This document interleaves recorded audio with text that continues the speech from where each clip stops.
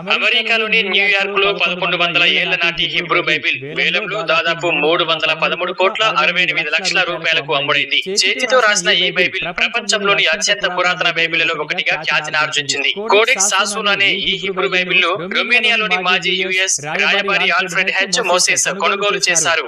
ANU museum America స్నేహితుల తరపున ఆయన దీనిని కొనుగోలు చేశారు. ఇజ్రాయెల్ టెల్ అవీవ్ లోని ANU museum of Jewish people కు ఈ బైబిల్ ను విరాళంగా ఇచ్చారు.